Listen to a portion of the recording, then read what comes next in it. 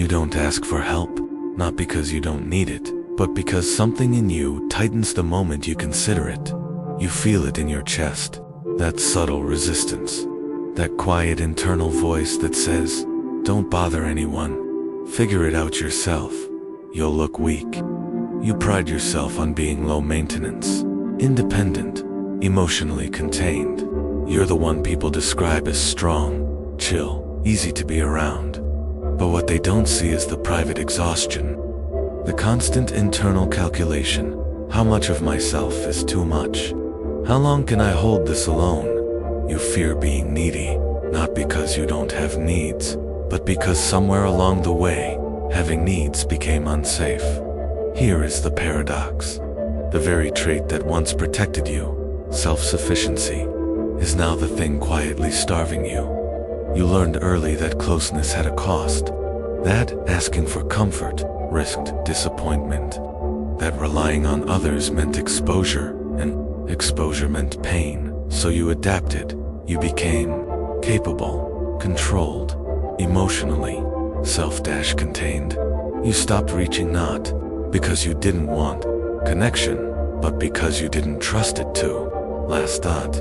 And now, as an adult, you live with a strange contradiction. You crave intimacy, yet feel deeply uncomfortable receiving it.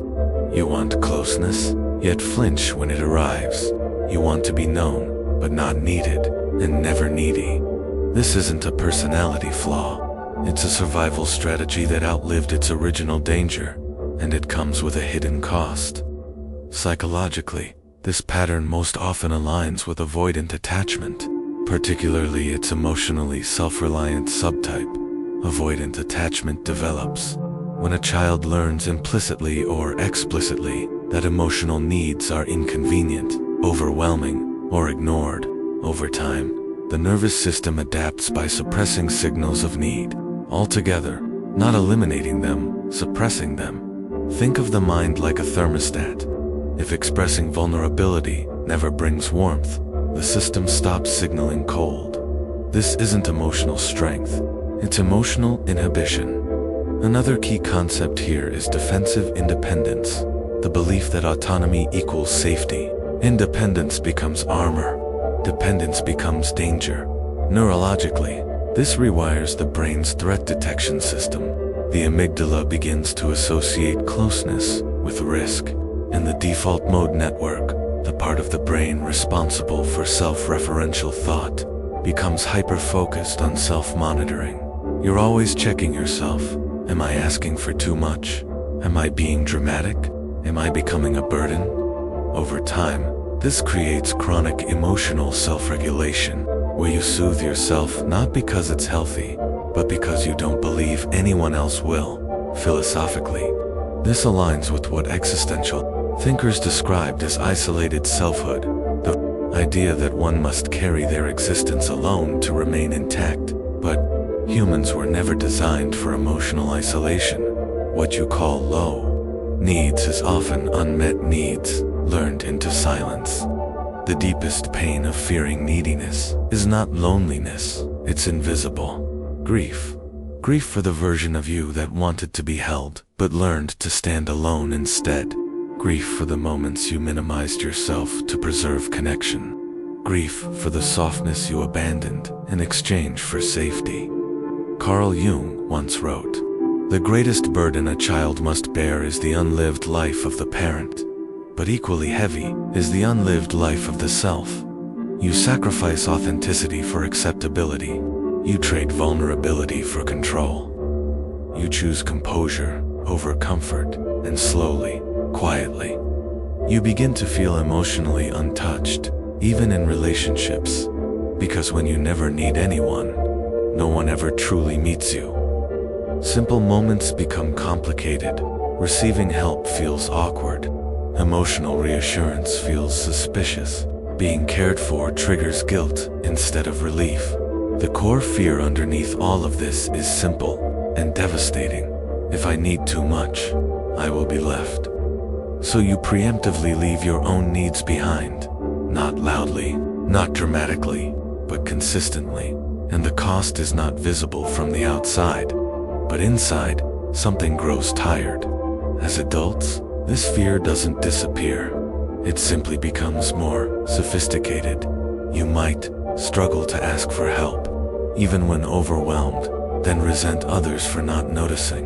Overfunction in relationships, giving more than you receive while insisting you're fine. Minimize emotional pain, telling yourself others have it worse. Attract emotionally unavailable partners because they don't challenge your independence. Feel uncomfortable receiving care, gifts, reassurance, or attention. Confuse emotional numbness with strength and exhaustion with maturity. At work, you become indispensable but unsupported. In relationships, you are stable but unseen. Internally, you are composed but lonely. These are not personality traits, they are coping strategies. And healing does not begin with changing behavior. It begins with witnessing the part of you that learned.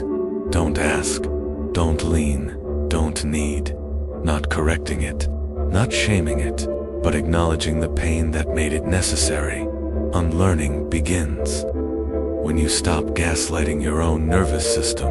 When you say, "Of course I learned this. It kept me safe." Healing from the fear of being needy does not mean becoming dependent. It means becoming relationally honest. Practices like inner child reparenting teach you to respond to your needs without judgment. Shadow work helps you reclaim the disowned parts of yourself, the ones labeled too much. And choosing softness means allowing imperfection to coexist with worth. You don't heal by forcing vulnerability.